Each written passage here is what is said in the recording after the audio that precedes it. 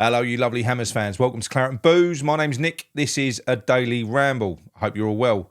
How are we all feeling after the weekend? You recovered? I'm still a little bit burned by that performance, but got to get over it because Potter is new. He's going to make mistakes. We've just got to kind of hope that, unlike previous managers, he doesn't keep on repeating the same mistakes as well. What really annoyed me at the weekend was the fact that what we saw, it felt like a bit of a repeat of mistakes made by previous managers. So, but that said, we've got to put it to bed. We've got to move on. All right. Now, look, as always, if you are new to this channel, please subscribe and don't forget, drop a like on the video because it does really help us. Arsenal, big game. Not hoping for anything against them. It is a London derby. They are missing loads and loads of players, but I'm looking past Arsenal. If we get anything out of that game, that's a bit of a free hit for me. If we get anything out of that game, then it's a bonus, but I'm looking to Leicester. You know, we're currently on a terrible run. If we do lose to Arsenal, that's 9 games with 1 win. And that 1 win, I think we all accept was lucky against Fulham. You know, not a terrible performance, but we make 3 chances. We scored 3 goals, super clinical. We all came out of it thinking, how the bloody hell did we win that? So we're on a terrible run of form. We are, in terms of things might have picked up. You know, we might be seeing green shoots, taking the last game out of the equation. But ultimately, it's points on the board that we need because after Arsenal, we've got 12 games left. And I don't know who Leicester are playing, but we're only 10 points in front of these teams below us. I'm refusing to accept that we're safe. I think it's probable that West Ham are going to stay up. I do believe that. But if we continue on the trend of our previous 9 games, 10 games, and anyone else below us, I think we need 2 teams below us to pick up and win a few, then we're in trouble. But we do have to play them all. We have to play Ipswich, Leicester, Wolves, and Southampton. We've got to play all of them. They're all 6-pointers. If we go and beat Arsenal at the weekend, it's fine because I think that will open up enough of a gap to relax me a little bit. I just want to see us get safe so that we actually can put this season to bed and focus on next season. Because I don't really want to get relegated. I don't, you know. I said that, but it's not the case at all. Well, I never said I wanted to get relegated. I said I wouldn't care. I would absolutely care. But like I said, it's improbable that we're going to go down, but we can't relax yet. We do have to get points on the board. If, heaven forbid, Leicester pick up a point, or worse yet, 3, when we play Arsenal, and then we do what we did against Brentford. We all thought we was going to smash Brentford, didn't we? We did. 2 weeks on the training ground for Potter, players coming back. We looked terrible. It went wrong. If it goes wrong against Leicester, and they've got a point, or worse yet, 3, and then they beat us, we're only 4 points in front of them. Wolves have got a good run of games coming up. Their form is improving. These games are not easy. They're not. And what concerns me most is our group of players.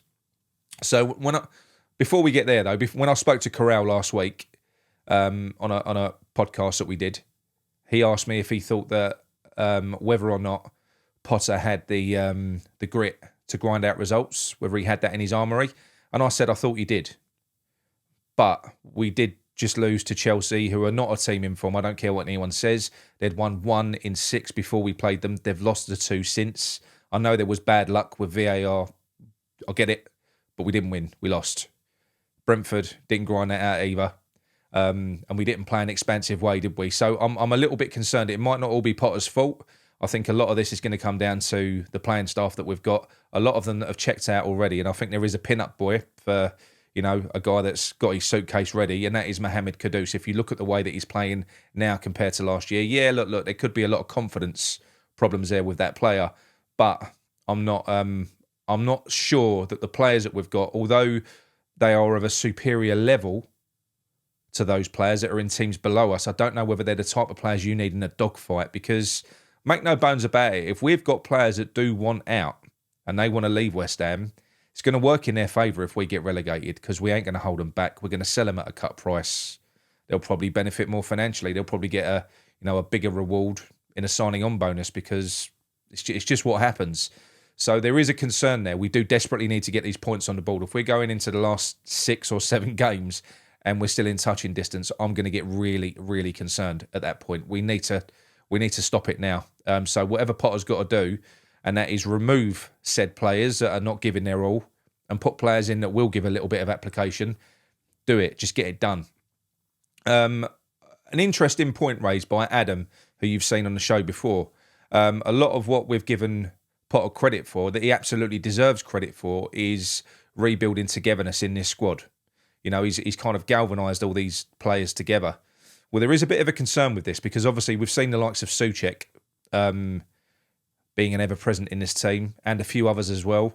And he made a point. He said, how does it work if you are the type of man that Potter is, which is all about team spirit and people's mental health and this, that, the other and blah, blah, blah. If you get into that friend zone, if you sort of go into a group of players, you put your arm around them and you build togetherness up, it must be very difficult then to all of a sudden start making tough decisions. It must be. All of a sudden, right, Souček, you're out. So-and-so, you're out. It must be a very fine balancing act to kind of get everyone happy again and then start making those tough decisions. Is he in the friend zone? I don't know. I'm not too sure. We're going to find out because changes absolutely have to be made in these upcoming games. They do.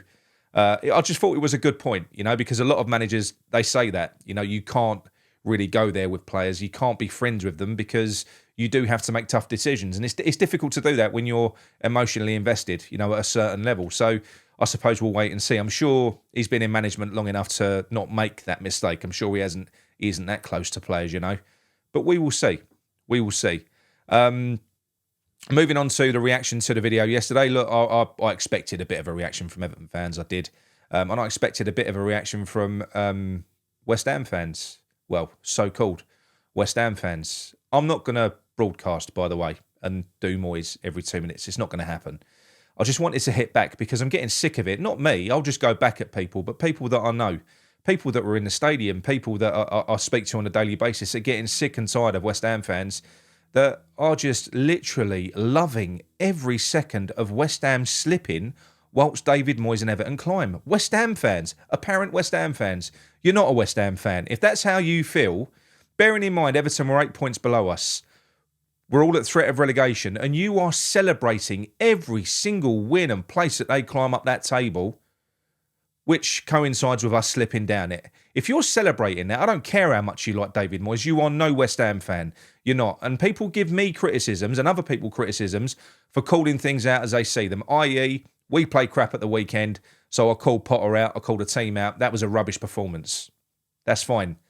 But what you're doing is a million times worse. The biggest insult that anyone can give Potter is to say, be careful what you wish for. Basically saying, look what you've got now. You know, we should have kept Moyes. You're not backing the manager.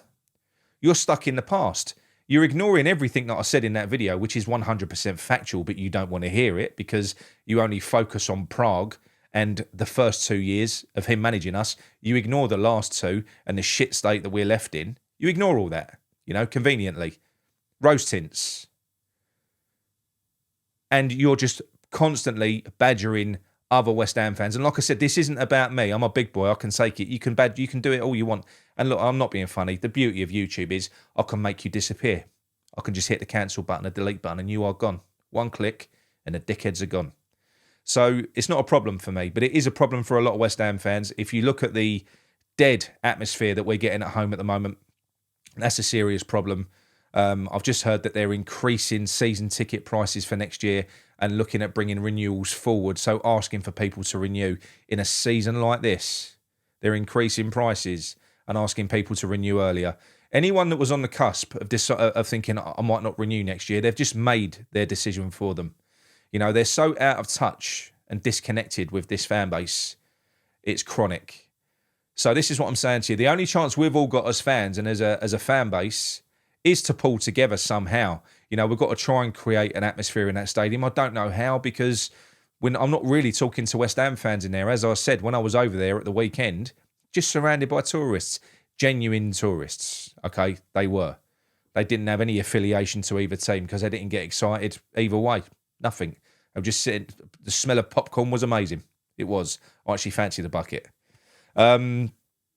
So, yeah, I don't know where we go from here as West Ham fans. I don't know what the future holds. It is looking bleak with these owners, with the football that we're playing. You know, Potter I think, is a good man.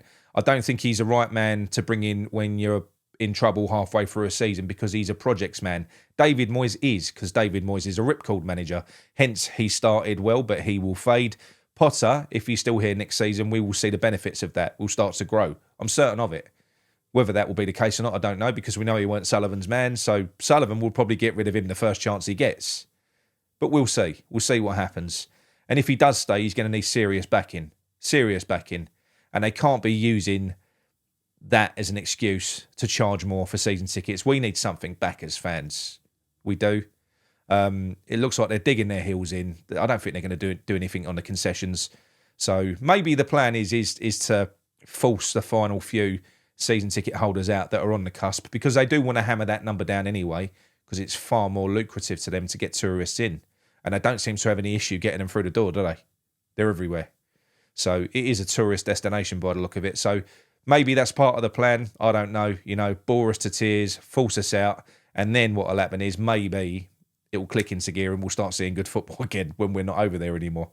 I don't know. But focus on one thing at a time. Let me know what your thoughts are in the comments. Do you think that we are at risk of relegation? Well, I think we are. But if we lose to Leicester, are you worried? So if we lose to Arsenal and Leicester, at that point, are you thinking, shit, this is bad? I am. That's where I'm sitting. But let me know what your thoughts are anyway. Okay? So speak to you all soon, and come on, you irons.